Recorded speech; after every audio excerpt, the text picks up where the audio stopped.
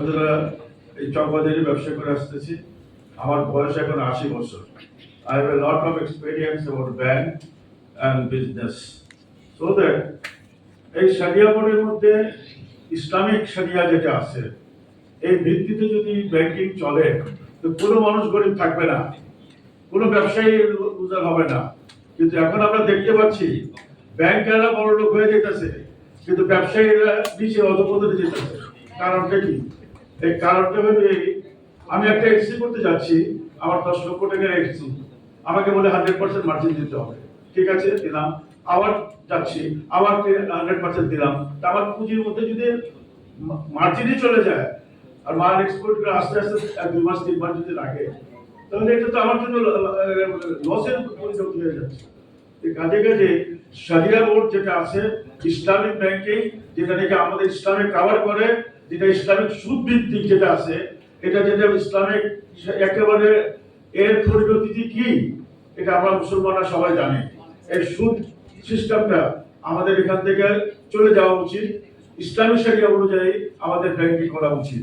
Thank you mister. অশেষ ধন্যবাদ আপনাকে। আমরা এই পর্যায়ে চলে যাচ্ছি আমাদের আজকের বিশেষ অতিথি বাংলাদেশ ব্যাংকের নির্বাহী পরিচালক ডক্টর মোহাম্মদ ইজাজুল ইসলামের বক্তব্য শুনব। বাংলাদেশ ব্যাংক কিভাবে ডিজিটাল ব্যাংকিং সেক্টরে আর্থিক অন্তর্ভুক্তি ও গ্রাহক সুরক্ষা নিশ্চিত করেছে।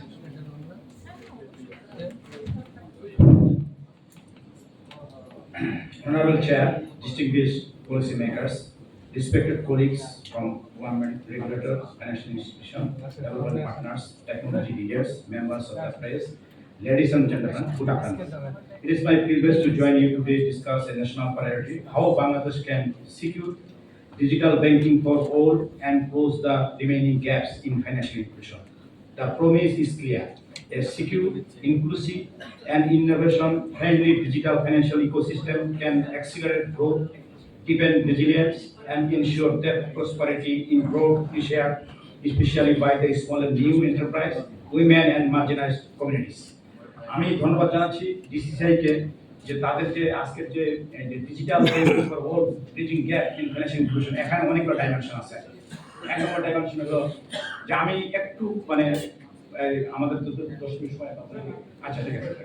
আমি একটু কিছু ব্যাংকিং সিস্টেম এবং মনিটারি সিস্টেম এবং পেমেন্ট সিস্টেম, তিনটা আলোকে আমি কথা বলবো। আসলে কিছু জিনিস এখানে আমাদের অনেকগুলো জিনিস বোঝার ভুল আছে, তার জন্য আমরা ভুলে এই ডিজিটাল প্ল্যাটফর্মে এসে এখন ইসলামী শরিয়া নিয়ে আলোচনা করছি, আবার ইসলামী শরিয়া নানা ধরনের কথা বলছি। আসলে bank, financial system, central bank, government, আমরা একটা নির্দিষ্ট উদ্দেশ্য নিয়ে চলছি। এখানে যেটা বলা আছে যে inclusion, what is mean by inclusion? Financial inclusion.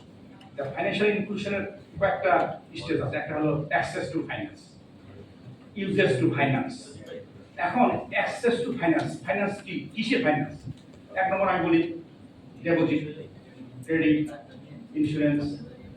আর একটা সবচেয়ে বড় হলো payment, transfer, money transfer, payment.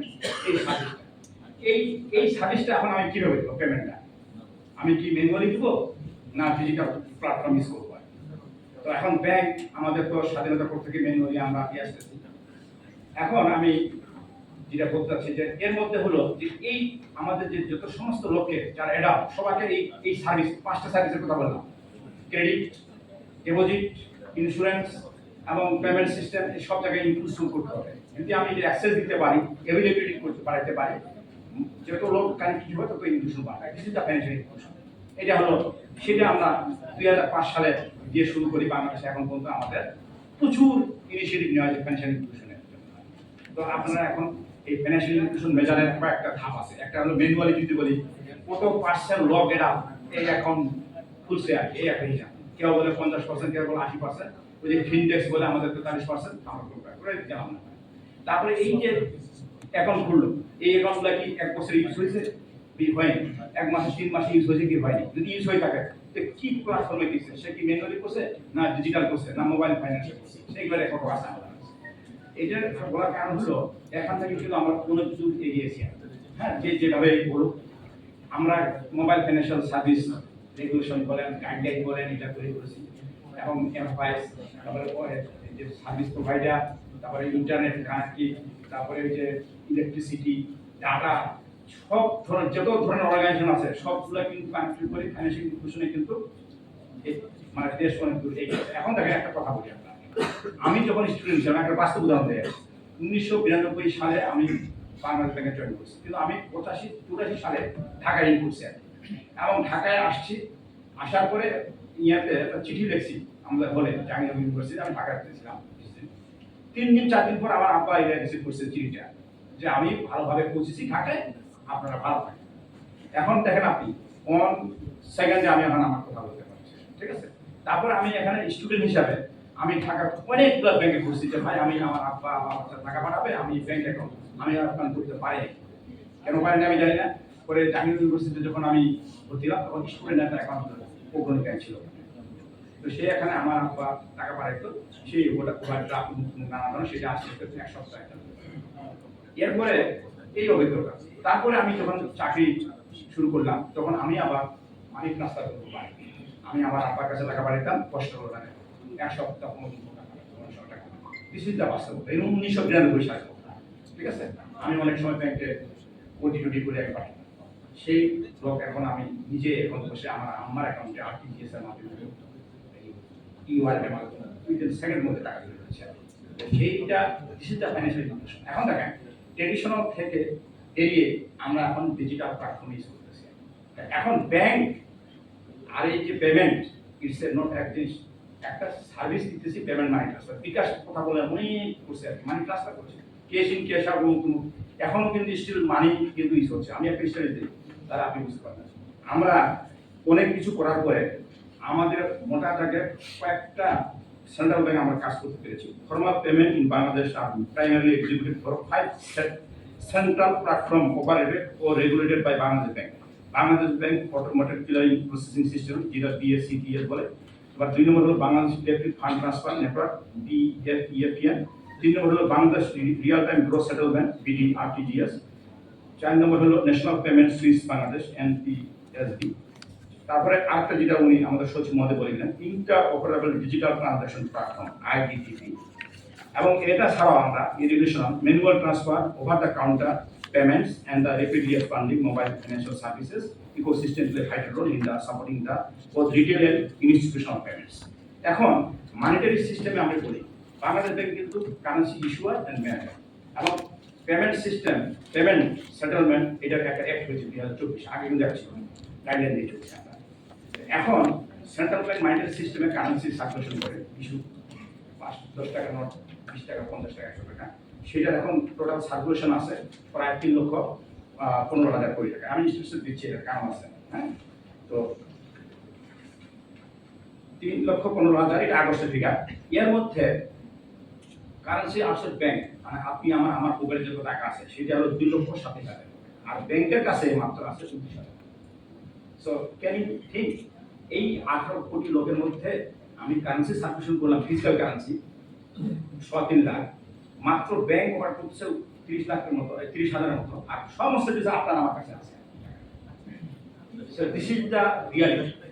এখন এই টাকাটা থেকে এখন আমি কি করি, আপনি ডিপোজিট করেন ক্রেডিট করেন মানি ট্রান্সফার করেন করতে থাকে ব্যাংক, তো সেই পেমেন্টটাকে ডিজিটালি সার্ভিস করার জন্য এই যে ডিজিটাল কথা বললাম ইএফটিএন ইলেকট্রিক ফান্ড ট্রান্সফার, তারপরে আরটিজিএস পোস্ট কিউআর, তারপরে হলো আইবিএফটি ইলেকট্রিক পেন্ডিং ট্রান্সফার, তারপরে ইন্টার ডিজিটাল ট্রান্সফার, এগুলো সব কিছু মিলে এটাকে আমরা বলতেছি ডিজিটাল পেমেন্ট।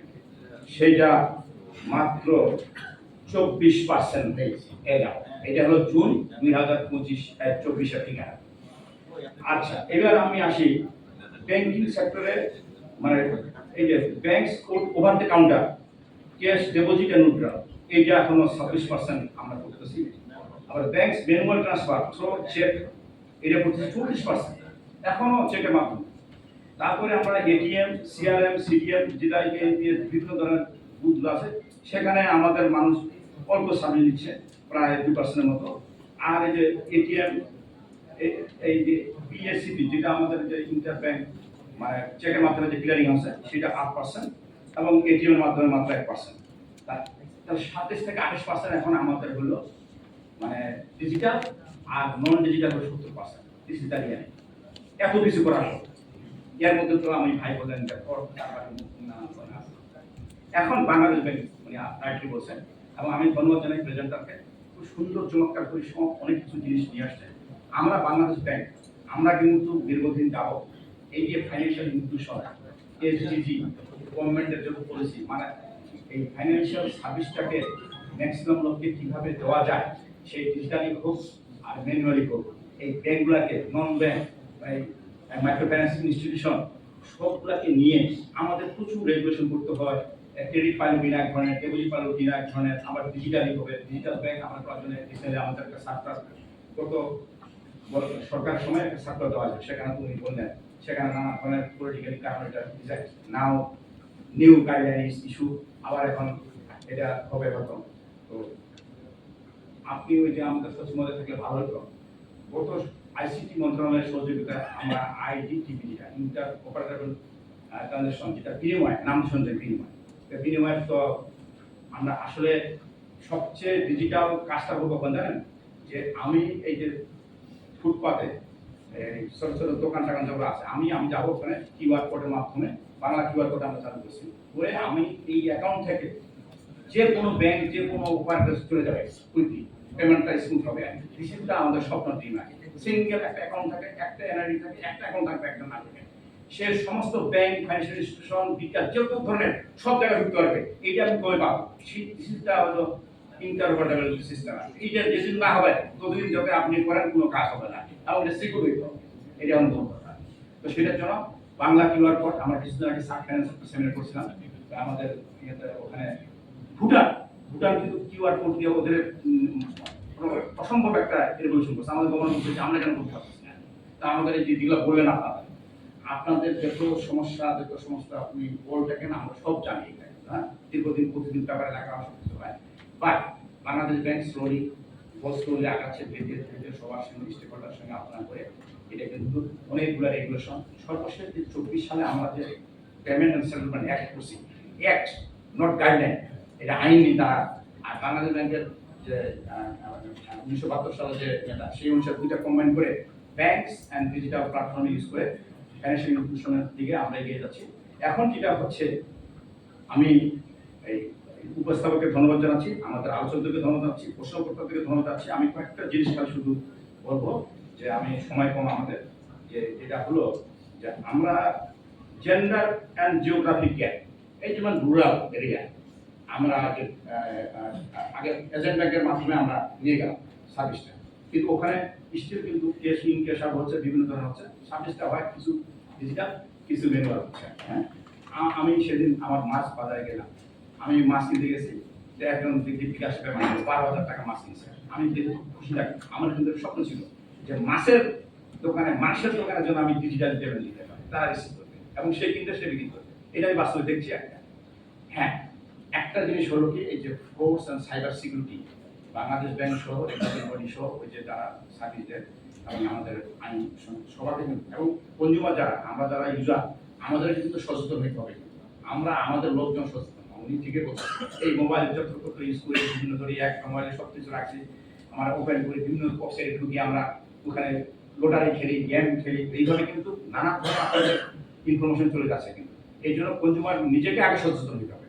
তারপরে ব্যাংক, এখন ব্যাংক উনি ঠিকই বলছেন যে ব্যাংক যদি ডিজিটাল সেবা দেয়, ব্যাংকের প্রথম দায়িত্ব হলো তাকে এটাকে সিকিউর করে দিতে হবে।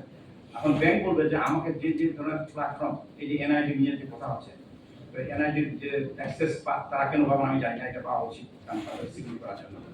তো 2 নম্বর হলো users and quality gap, SME financing gap, তারপরে হলো আমাদের ট্রাস্ট অ্যান্ড লিটারেসি গ্যাপ, তারপর security and resilience gap, accessibility gap, তারপরে আমাদের সিকিউর ইন্টারঅপারেবল পেমেন্ট, এটা আমাদের স্বপ্ন। এক্সটেনশন কোড রেজ করতে হবে, ইন্টারঅপারেবিলিটি বাড়াতে হবে, সিকিউরিটি অফ রিপোর্ট কমে আনতে হবে, শেয়ার ফ্রড ইন্টেলিজেন্ট করতে হবে। তারপরে আমাদের ডিজিটাল আইডেন্টিটি, রিমোট কেওয়াইসি কথা চলে আসছে। তারপরে আমাদের private preserving analytic data minimisation এটা চলে আসছে। তারপরে last mile access and inclusive user experience, depend agent network quality, এটাও বাড়াতে হবে আমাদেরকে।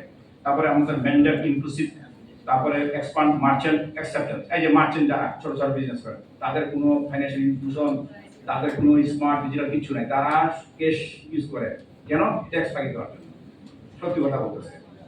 এই জিনিসটা অ্যাড্রেস করতে হবে। আমাদের কিন্তু ডিজিটাল হাট, গরুর হাট, আমি নিজে গরু কিনতে গেছি বাংলাদেশ ব্যাংকের পিছনে, আমি একটা কার্ড নিয়ে গেছি, আমি ডিজিটাল হাটে যাই দেখি দুই একটা কাউন্টার আর সমস্ত লোকজন, আমি বললাম আমি তো ডিজিটাল পেমেন্ট দেবো, স্যার আমাকে টেক্সট আমি দেবো না, আমাকে গরু 1,30,000 গরু কিনছি, ওকে টেক্সট দিতে পারবো না। এইটা কিন্তু সমস্যা, কিন্তু এটা কিন্তু থাকতে হবে কিন্তু ট্যাক্স। সো যত ডিজিটালি যাব তত কিন্তু আমাদের নেটওয়ার্কে সবাই চলে আসবে এবং দেশ কিন্তু আগাবে, আমরা যে চাই, এবং প্রপারলি ট্রানজাকশন প্রোফাইল থাকবে। আজকে এনবিআর কিন্তু আমাদের যে ইনকাম ট্যাক্সের সঙ্গে ব্যাংক অ্যাকাউন্টে লিংক করে দিতেছে, অনেকে ভয় পাচ্ছে, ঠিক আছে। তো এইগুলা জিনিস হচ্ছে ফাইন্যান্সিং ফর এসএমই ইয়ানি small new enterprise, promote cash flow based lending, এটা আমি বলতে চাচ্ছি, এটা করা দরকার। এবং invoice discount, supply chain finance, এগুলো তো অলরেডি কথা আসছে। তারপর উইমেন ফাইন্যান্সিয়াল ইনক্লুশন, এটাও একটা বিশাল ইতিহাস। উইমেনরা এখন আমাদের মানে অনেক তারা নিচ্ছে, এবং এই ফাইন্যান্সিয়াল ইনক্লুশন মেয়েরা কিন্তু অনেক এগিয়ে গিয়েছে। আবার তাদের পারিবারিক সমস্যাও আছে, ডাইভোর্স জন্য বিবাহ বিচ্ছেদ বেড়ে গেছে, ফাইন্যান্সিয়াল ইনক্লুশনের সঙ্গে বিবাহ বিচ্ছেদ অনেক বাড়ছে। তো আমি আমাদের যে প্রপোর্শনাল রেগুলেশন এবং কনজিউমার প্রোটেকশন, গ্রিভিয়েন্স অ্যাড্রেস, যেটা হলো যে কেউ মানে ইয়ে করে সেটা অ্যাড্রেস করা হবে, সেটা বাংলাদেশ ব্যাংকের আমাদের কাস্টমার সার্ভিস ডিপার্টমেন্ট খোলা আছে এবং আমাদের পেমেন্ট সিস্টেম ডেভেলপমেন্ট আছে, আমরা কিন্তু চেষ্টা করতেছি, তো আমাদের আরো স্কেলটা বাড়াইতে হবে। তো আমি 2 মিনিটের মধ্যে শেষ করছি। তো আমি মোটা দাগে যেটা বলতে চাচ্ছি, আমাদের কোলাবোরেশন কম্প্যাক্টটা কি হবে, তো কম্বাইন্ড অ্যান্ড রেগুলেশন, এটা আমাদেরকে একসঙ্গে কাজ করতে হবে। এর সঙ্গে থাকবে state direction, safeguard stability, coordinate standard identity, payments, consumer protection and cyber security, financial institution and fintech. এই ফিনটেক মানে ফাইন্যান্স আর টেকনোলজি, এটা আবার ব্র্যান্ডিং করতে হবে, এটা কিন্তু বিশাল ব্যাপার। এর জন্য আমাদের telecom and tech providers, development partners and philanthropy, civil society, MFI and land local leaders, academia, research, এগুলো আমাদের সচিব মহোদয় বলেছেন। তো আমাদের মেজারেবল আউটকামটা কি হতে পারে বর্তমানে, আমরা what gets measured gets managed. Let us adopt a public inclusion and security scope with clear 24-month targets. Reduce the gender gap in active digital account by at least 50%. Double active merchant acceptance. Track for losses per 10,000. তারপরে আমাদের transaction volume কমে আনতে হবে, expand cash flow SME learning বাড়াইতে হবে। আমি colleagues, Bangladesh stand at a pivotal moment. Our development, dynamism, entrepreneurial speed, and digital rail can power the next phase of the inclusive growth. If we secure them, open them, and make them work for everyone, financial inclusion not charity, it is a smart economy. When a woman grow her business, a farmer stabilize income, or a young entrepreneur scale a digital storefront, the whole economy becomes more resilient, more formal, and more innovative. Bangladesh Bank remains committed to working with each of you, government, industry, development partners, and civil society to build a digital financial ecosystem that is secure, interoperable, and inclusive by design. Together, we can bridge the gap and ensure digital banking for all, so that opportunity in Bangladesh is not determined by gender, geography, or income, but by the talent and efforts. Thank you.